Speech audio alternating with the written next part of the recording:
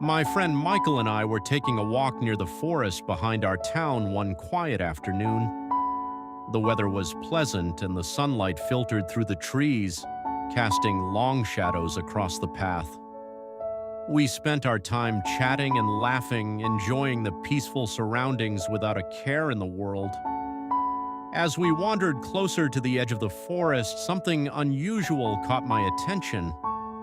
A strange bird suddenly landed on the ground just a few feet in front of us. It wasn't like any bird I had ever seen before. Its feathers were dark and glossy, almost black, but whenever the sunlight touched them, they shimmered with hints of blue and green. Its eyes seemed unusually bright, and they never left mine. Curious, I stepped forward for a better look. Normally, wild birds fly away the moment a person gets too close, but this one didn't. Instead, it hopped a few steps farther down the path. I followed. The bird hopped again and again. Each time I moved closer, it stayed just far enough away that I couldn't reach it. It was as if it wanted me to follow. Without realizing it, I found myself becoming completely focused on the strange creature. The world around me seemed to fade away. I barely noticed that we were getting closer and closer to the forest. Then I heard Michael's voice. "Wait!" He grabbed my arm firmly. "What are you doing?" he asked. I pointed at the bird. "I'm just trying to get a closer look." Michael's face immediately turned serious. "Don't follow it." I laughed. "Why not? It's only a bird."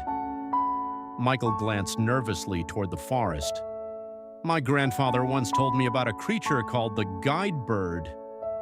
"The guide bird?" I repeated. He nodded. "According to an old legend, it isn't a normal bird at all. It's something strange that lives deep in the woods. People say it appears to travelers and leads them farther and farther into the forest." I rolled my eyes.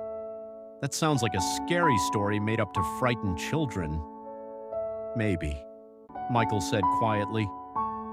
But my grandfather swore it was real. The bird hopped again, this time disappearing between two large trees. Michael continued. "The stories say that anyone who follows the guide bird eventually becomes lost. They wander so deep into the forest that they can never find their way back. Some people claim they hear voices calling their names. Others say the forest itself begins to change around them." A chill ran down my spine despite myself. I looked toward the trees where the bird had vanished. For a brief moment, I thought I saw it staring back at us from the shadows, waiting, watching, inviting us to come closer. Part of me wanted to ignore Michael's warning and continue following it. After all, I didn't really believe in old legends, but another part of me felt uneasy. There was something unnatural about that bird, something that didn't feel right.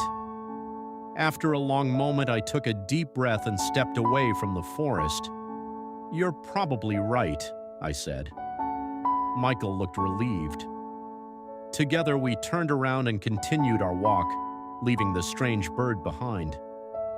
Soon our conversation returned to normal, and before long, we almost forgot about the encounter.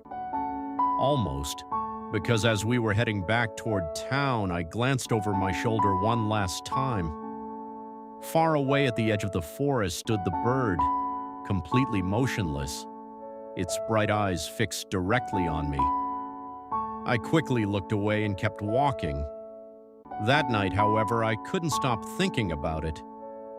The next morning, I decided to ask some of the older residents in town about the legend. To my surprise, several of them had heard stories about the guide bird.